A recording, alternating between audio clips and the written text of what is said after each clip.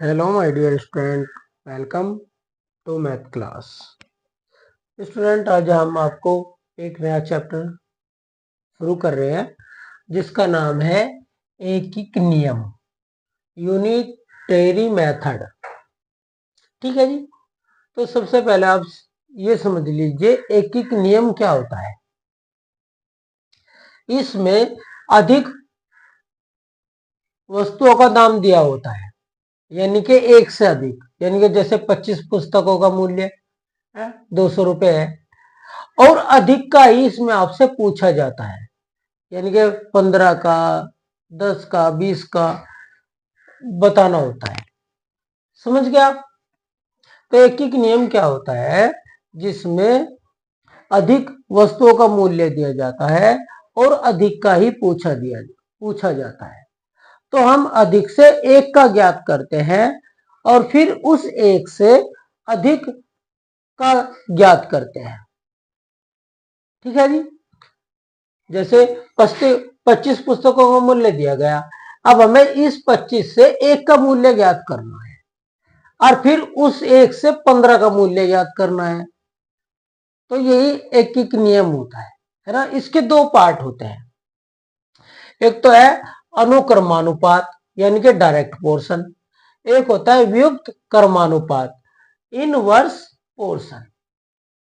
ठीक है जी। ये दो इसके भाग होते हैं, ए और बी।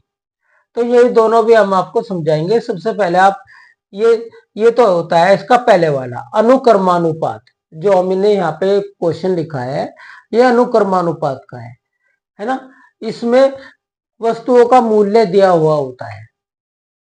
ठीक है, ध्यान से सुनना।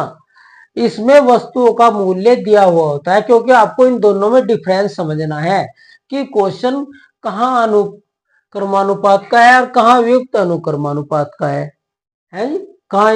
कहाँ इन रिवर्स है और कहाँ डायरेक्ट है। अगर देखने में क्वेश्चन दोनों एक जैसे लगते हैं, देखने में क्वेश्चन दोनों एक जैसे लगते हैं। आज मोस्टली आप इसी क्वेश्चन को करते हैं, पहले वाले को, दूसरे वाले को बहुत कम करते हैं। तो आप ध्यान से समझे। इसमें तो मूल्य दिया हुआ होता है, यानी कि 25 पुस्तकों का मूल्य 200 रुपए है, 15 पुस्तकों का मूल्य बताइए। तो 25 पुस्तकों का मूल्य कितना है? 200 रुपीज। और 1 पुस्तक का कितना होगा? देखो, यहाँ यही बात जाननी है आपको। इसमें पूछा 1 पुस्तकों का मूल्य कितना होगा। अब आप बताओ, 25 का 200 तो 1 का कितना होगा, है ना। तो 1 का 200 से कम होगा। भाई, ज्यादा पुस्तकों का मूल्य ज्यादा रुपए होगा और कम पुस्तकों का मूल्य कम रुपए होगा। तो आपको यही सोचना, यही ध्यान में रखना कि एक पुस्तक का मूल्य 200 से कम होगा। और कितना कम होगा? और कभी भी हमें कम का निकालना हो, एक का निकालना हो, ज्यादा का दे रखा हो, हमेशा उस क्वेश्चन को डिवाइड करें। ठीक है जी। तो ये ध्यान से समझ लीजिए। अगर आपने ये बात ध्यान से ना समझी तो आप अगले वाला क्वेश्चन नहीं समझ पाएंगे। ठीक है। तो दोनों का एक दूसरे से संबंध है, इनका डिफरेंस समझना आपको। तो एक पुस्तक का मूल्य कम होगा, तो हमने इसे देखो, ये तो आप ऐसे भी कर सकते थे, इसे 200 को 25 से डिवाइड कर दिया, 8 जाएगा 200, तो यानी कि एक पुस्तक का मूल्य 8 रुपये आ गया, है ना। ये हमने ऐसे भी करके दिखा रखा है आपको। अब हमें 15 पुस्तकों का मूल्य निकालना, तो 15 पुस्तकों का मूल्य हमेशा एक पुस्तक से अधिक होगा। अगर हम एक चीज खरीदेंगे तो कम पैसे देने होंगे, अगर हम ज्यादा खरीदेंगे तो ज्यादा पैसे देने होंगे। ये बात आपको इन क्वेश्चनों में याद रखनी है और बड़े ध्यान से आपको इन्हें समझना है। तो एक का तो होगा 8 रुपये और 15 पुस्तकों का मूल्य कितना होगा, तो हम 15 की 8 में मल्टीप्लाई कर देंगे तो 120 रुपये आ जाएगा, है ना। यानी कि 25 से तो कम है और एक से ज्यादा है, तो इसी के बीच में हमारा आंसर आना चाहिए था। ठीक है ना। तो 15 पुस्तकों का मूल्य होगा, या आप ऐसे लिख के डायरेक्ट भी काट सकते हैं। 200 मल्टीप्लाई 15 अपॉन 25, 25 हट जा 200 और 15 8 जा 120, ठीक है। तो ये आंसर आ गया। तो आपने इसमें क्या सीखा कि भाई अगर 25 ज्यादा वस्तुओं के दाम दिए गए हैं और हमें एक के निकालने, तो हम डिवाइड करेंगे, और एक के निकालने के बाद जो हमें ज्यादा के हमसे पूछे गए हैं उसके साथ में मल्टीप्लाई करेंगे, ठीक है। इसे कहते हैं अनुक्रमानुपात, यानी कि डायरेक्ट पोर्शन। अब दूसरा क्वेश्चन देखिए, अगर आपको ये समझ में आ गया तो आप दूसरे वाला अपने आप कर लें। देखो, 5 किसान किसी खेत की जुताई 10 दिन में करते हैं। 5 किसान किसी खेत की जुताई 10 दिन में करते हैं। 8 किसान उसी खेत की जुताई कितने दिन में करेंगे? तो देखो, कभी कभी हम ये ऐसे सोचते हैं भाई, देखो जैसे इसकी मल्टीप्लाई इससे डिवाइड कर दिया हमने पहले वाले क्वेश्चन में। अब हम इन्हें सोचेंगे 5 से हम 10 को डिवाइड कर दो, है ना, तो कितना आएगा 2, और 8 से मल्टीप्लाई कर दो, है ना, 8 2 जा 16, तो 16 आंसर आएगा, है ना। तो देखो आंसर गलत हो जाएगा नहीं, 5 तो करें 10 दिन में, 8 कितने दिन में करेंगे? देखो 8 कम में करेंगे ना, है ना। तो आंसर हमारा 10 दिन से कम आना चाहिए था, और वो आ गया हमारा 16। तो गलत हो गया सवाल। अगर हम अब अपने दिमाग से सोचे, इसे ऐसे ही ना करें। अगर ऐसे कर दिया, बिल्कुल सोचा कि भाई जो करिए हुआ था पहले वाला सवाल, ऐसे ही कर दो सभी, क्योंकि इसमें भी 5 का दे रखा था, 10 का बता रखा, 8 का पूछ रहा, तो एक का निकाल के उससे मल्टीप्लाई कर दो जैसे इसमें करे था। लेकिन नहीं, ऐसा नहीं होगा। आप इसे ध्यान से देखें, 5 किसान किसी खेत की जुताई को 10 दिन में करते हैं। 5 किसान को खेत की जुताई में कितना समय लगा? 10 दिन का। तो हम एक का निकाल लेंगे। अब जैसे हमने इसमें एक का निकालना था, तो एक किसान को खेत की जुताई में कितना समय लगेगा? ध्यान दो, अगर कोई एक आदमी किसी काम को कर रहा तो ज्यादा समय में करेगा।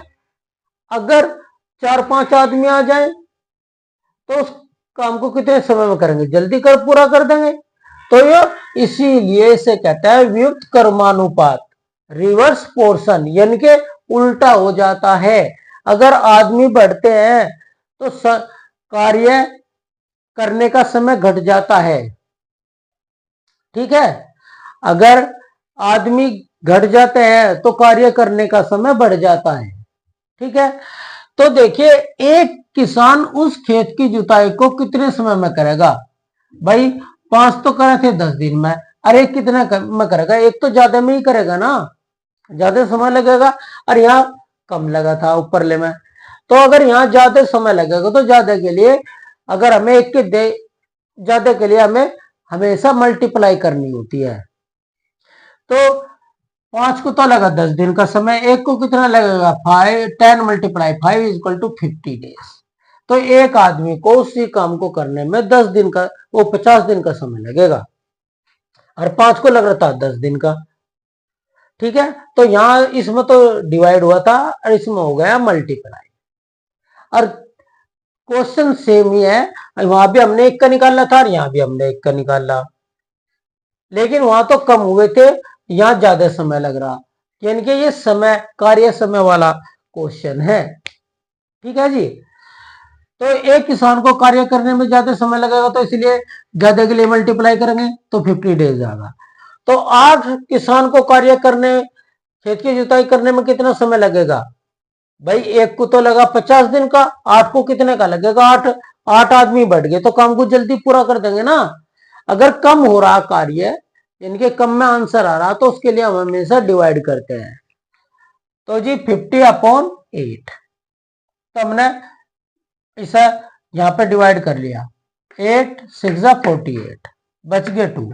तो क्या आंसर आ गया? 6 होल 2/8, ये आ गया 6 होल 2/8। तो हमने से ये अपनी लोएस्ट टर्म में नहीं था, तो हमने से इसकी लोएस्ट टर्म में कर दिया संक्षिप्त फॉर्म में। तो हमने 2 1 जा 2, 2 4 जा 8, तो 6 होल 1/4 आगा। 1/4 का क्या मतलब है? क्वार्टर, यानी कि 1/4 भाग। तो यानी कि 6 दिन तो पूरे लग गए और 1/4 दिन और भी लग गया है। तो अगर कोई आपसे पूछने लगे भाई ये ना आंसर दे दे उसमें ऑप्शन में, और आंसर आ जाए एक दिन 6 घंटे आंसर आ जा, तो ये और ये एक ही है। यानी कि इनके एक दिन में 24 घंटे होते हैं, तो 1/4 कितना हो जाएगा? 6 घंटे। 6 चौक 24, 6 1 6, तो यानी कि 6 दिन 6 घंटे का समय, यानी कि 6.25 का दिन लग गए। ओके स्टूडेंट, तो आपको उम्मीद है कि डायरेक्ट पोर्शन और इन रिवर्स पोर्शन में क्या फर्क है, क्या डिफरेंस है, बस यही डिफरेंस है। आपको इन्हें ध्यान से ही समझना होगा, ठीक है? कब समय ज्यादा लग रहा, कब कम लग रहा, तो अगर आप इसको समझ पाए तो आप क्वेश्चन कर लेंगे। अगर आपने सीधे स्वभाव में से क्वेश्चन को कर दिया ऐसे इस बिना समझे, तो आंसर हमेशा गलत आएगा। इसके जैसा ही कर दोगे आप इस वाले क्वेश्चन को भी, है ना? तो आपको देखना कि भाई हमें कितना समय लगा, कितना आंसर आना चाहिए, किसके बीच आना चाहिए, तो ये बातें हमें इसमें समझनी होगी। Okay, thank you for watching this video.